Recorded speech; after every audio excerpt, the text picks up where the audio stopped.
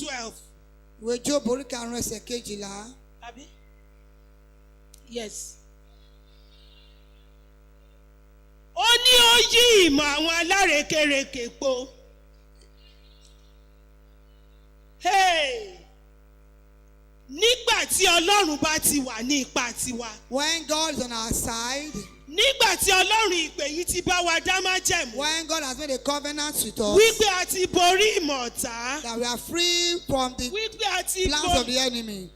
Ìmọ̀ wọn ò lè ṣẹ lórí wa mọ́. That their plan cannot be fulfilled over our lives. Torí pé a ti ké pé. Because we have called upon Ó him. ti wá yí ìmọ̀ àwọn alárekereke. He has obtained their Ó yí èrò craftiness. àwọn ìka ènìyàn. He obtained their Ó ti plans. sọdá sán lórí wa. Their Yes. agenda is useless. Hello. Ó ti tọ́ wọn kò lè mú ìdáwọ́lé wọn ṣe. Yes. Torí wípé nígbà tí Ọlọ́run ti wà pẹ̀lú wa. Because God is on our side. Ìdáwọ́lé wọn ò lè ṣẹ o. Their enterprises cannot be Ọfà tí fulfilled. wọ́n fẹ́ ta yẹn kò lè wọlé. The arrow they want to shut cannot Ọfà enter. ìbànújẹ́ yẹn kò lè wọlé. That sadness arrow cannot Ọfà enter. ìdádúró yẹn kò lè wọlé. That arrow of delay cannot Ọfà enter. ìsàn yẹn kò lè That wọlé. arrow of sickness cannot Ọfà enter. ìríjẹ yẹn kò lè wọlé. That arrow of Torí lack wípé cannot Ọlọ́run wà enter. ní ipa tiwa. Because the Lord is on our side. Tẹ́ bá wo Ámánì But take a look at Haman nínú ìwé Númérì. in the book of Number. Gbogbo ọ̀nà tó gbà In every area he took, kò sí ìtòṣẹ́ ń bẹ̀ o. it could not be fulfilled. Gbogbo agbára ní Ẹ́sítérì The book of Esther. gbogbo agbára Ámánì All the power of Haman lórí àwọn ọmọ Júdà from the children of Ọlọ́run Judah, padà ṣe kí ni? God later was, Ó yí ìmọ̀ àrékèrèké Ámánì he obtained the craftiness, sí àwọn ọmọ Júdà láti ara Mọ́díkáì. he obtained their Ọlọ́run plan. padà yí lé Ámánì lórí. God obtained it upon Haman. Igi tí Ámánì sọ̀rọ̀ Where the tree that Haman tó ń wò planted, wípé wọ́n máa so Mọ́díkáì that they mọ́. are going to hang Mordecai upon, Ṣé ẹ mọ̀ wípé Ámánì náà padà sọ̀rọ̀ you know síbẹ̀? it was Haman that was later hanged Torí on wípé that tree. alárekereke ènìyàn ni Ámánì. Because it's a tricky somebody. Nígbà tí ọba wípé When the king said, tí a bá rí ẹnikẹ́ni we see anyone tó ṣe báyìí sí ọba that do this to king, tó ní inú kan sí ọba that have one mind to the king, tí kò fẹ́ kí ọba ó dòkú and doesn't want the king to die, tó fẹ́ kí ọba ní ayọ̀ ayérayé and the king to have everlasting joy. kí lẹ fẹ́ ká ṣe fún o. What do you want us to do? Ámánì rò pé òun ló bá ń bá wí. Haman thought the king was talking to Ó him. wá sọ àwọn ọ̀rọ̀ tó dùn tó dùn tó dùn. He now speak to the king sweet Káwọ̀ words. ní aṣọ ìjì,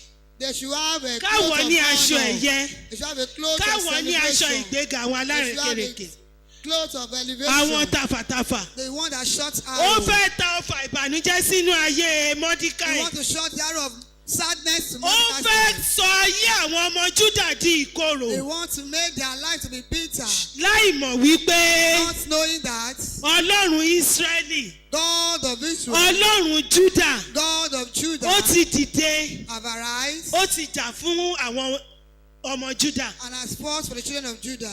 Mọ́díkáì ó ti polongo àwẹ̀. Mordecai have announced Ó fasting. ti sọ fún Ẹ́sítérì wípé wá ń bí Said o. to Esther that come. Nǹkan báyìí báyìí ló ń ṣẹlẹ̀. This is what is going on. Alápèta tó fẹ́ tafà sínú ayé wa yìí. This one I want to shut arrow into our Ẹni life. tó fẹ́ sọ ẹran ìkórìíra sáàárín àwa àti Ásúrẹ́sì. That I want to put the spirit of hatred between Tó o us bá and rò us. pé ìwọ nìkan ló máa là nínú ilé You ọba. think I'm going to be the one that will survive? Kò lè rí bẹ́ẹ̀ o. It cannot be so. Tó o bá mọ̀ pé kan náà ni wá. If you know that we are the Ó same, yá dìde kó o máa gbàdúrà. arise and start praying. Ó yá máa ṣe báyìí báyìí. Do this, do that. Mọ́díkáì wọ aṣọ ọ̀fọ̀. And Mordecai put on a Báwo làwa sackcloth. náà ṣe ń wọ aṣọ ọ̀fọ̀? How are we wearing our own? Báwo la ṣe ń ké pe Olúwa? How do we call upon the Ọ̀nà Lord? wo là ń gbà ké pè In é? what way do we call Ọ̀nà upon wo the là ń Lord? gbà sọ ẹ̀dùn ọkàn wa In fún? what way do we tell him our heart Bí kò ṣe desire? bá ṣe wà lẹ́nìí yìí. That as the way we are Bí today, kò ṣe pé ká súnmọ́ Ọlọ́run that alààyè. to move closer to the living God, Tọkàntọkàn wa wípé wholeheartedly that ìwọ nìkan ló lè ṣe é. only you can do it. Ìwọ ló lè gba ìdílé mi là. Only you can save my family. Mọ́díkáì sunkún sí Ẹ́sítérì. Mordecai cried. Ẹ́sítérì náà unto wọ ẹni Esther. tó ti dayaba. Esther that was a Ó wò queen. wípé ọ̀nà wo ni mo lè gbà. He said, what way can I take? Tán bá ta ẹ lọ́fà. They shot you arrow. Ìwọ náà máa dá padà fún wọn If you ni. have to return it back to them, Báwo ló ṣe fẹ́ dá padà how fún do wọn? you return it back to them? Olúwa gbà mí lọ́wọ́ onílànà. Father, deliver me from the enemy Olúwa of gbà mí somebody. lọ́wọ́ alárekereke Deliver me ni. from a true Mo Christian gbà á people. ládùúrà wípé I pray that gbogbo alárekereke ènìyàn every true Christian tó fẹ́ people bì wá wó ti ilé that ti want ilé, to follow us with our tó fẹ́ family, bì wá wó that want to tọmọtọmọ, follow us with our tó fẹ́ children, bì wá wó tọkọtọkọ, tó lóun fẹ́ pa ìdílé wa that run, want to destroy our Ọlọ́run family. ìpè yá dojú wọn délẹ̀. God will upturn their life. Hámánì Mọ́díkàì wá sọ fún wípé And Mordecai said, bó o bá ṣe lè ṣe ni o. the way it Bí wọn depends náà on bá the ṣe lè way bọ́ you lọ́wọ́ ẹ̀ sọ̀rọ̀. how you can talk to your Bẹ̀rẹ̀ God. sí ní bá a sọ̀rọ̀. Start talking to Ó him. wà nítòsí yìí. He's very Ó close ní by. képè mí. They call upon Ó me. ní èmi yóò gbọ́. I will hear. Ó ní wá kiri. Yes, sir.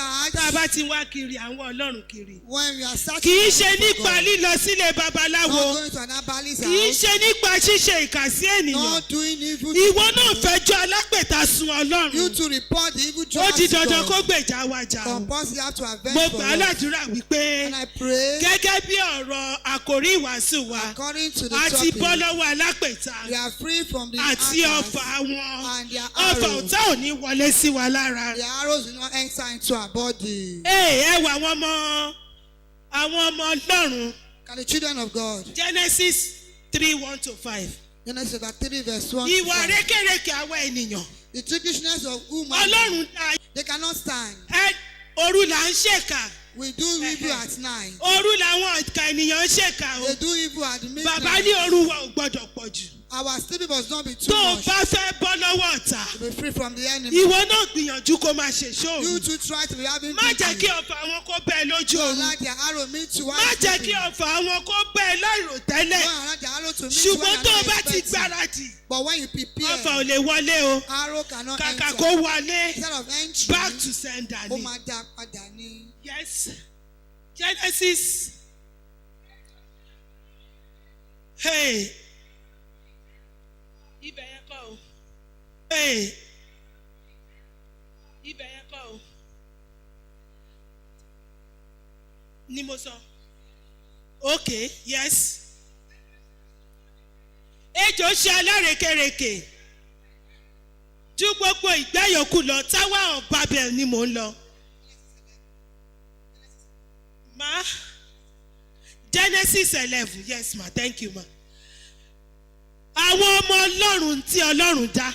Children of God that God created, Ọlọ́run ti dá ohun gbogbo bó ti dá. God has created everything the way it is. Ṣùgbọ́n àwọn ìkà àwọn alárekereke, But these trickish people, wọ́n wà tí agbára they are Ọlọ́run. searching for the power of God. Wọ́n wá bí Ọlọ́run ṣe tó. They are searching for how Àwọn big. kan wà díẹ̀ kiri o. Some are also searching for you. Àwọn kan wà ọ̀nà tẹ́ ń gbà. They are looking for the way you are Àwọn tó passing. ń wà di yíyan àwọn ni ẹni alápèta. Those searching for you, they are the Àwọn actors. tó ń wá bẹ ṣe ń jẹun tẹ́ ń rí jẹ àwọn ni alápèta. Those looking for the way you are eating. Àwọn are the tó rí ones pé ọmọ that yín are fún yín ló ń jẹ àwọn ni that alápèta. your children are giving you food. Àwọn and tó rí the pé ń others. jáde láàárọ̀ ẹ̀ ń wọlé That lálẹ́ you go àwọn ni alápèta. In the morning and come back at Wọ́n night, fẹ́ they dá are yín actors. padà sínú ilé. They want to return you back to your Àwọn house. wọ̀nyí tí Ọlọ́run dá wá rò wípé This one that God created nothing. agbára wo ni Ọlọ́run ní? What power did God have? Ọ̀nà concrete. They begin to make a house. Wọ́n fẹ́ lọ wádìí Ọlọ́run. They want to search about God. Wọ́n fẹ́ mọ bọ́lọ́run ṣe They tó. want to know how big God Ṣùgbọ́n is. kí lọ́lọ́run padà ṣe But fún what did wọn? God later do? Ó dà wọ́n lédè rú. He scattered Gbogbo ẹni language. dìde ogun sí ìdílé rẹ. Anyone wage a war, they Gbogbo to ẹni your house. gbógun tì ọ́. Anyone waging war to Gbogbo ẹni ní kò má rí jẹ mọ́. Anyone say I'm not able to feed Gbogbo myself ẹni ní again. kò má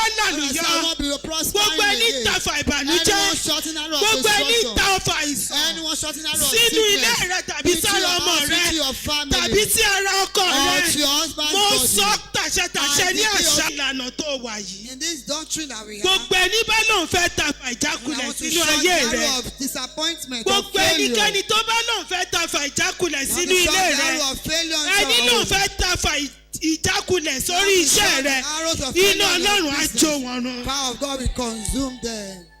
Wọ́n láwọn ò ní jẹ àwọn ò ní mu. They will not eat, they will not Wọ́n drink. tilẹ̀ fọmọ ọmọ tó bí. They will even say the child Wọ́n lọ against fi you. gba ipò They used to take position torí kó lè mú ènìyàn balẹ̀. so that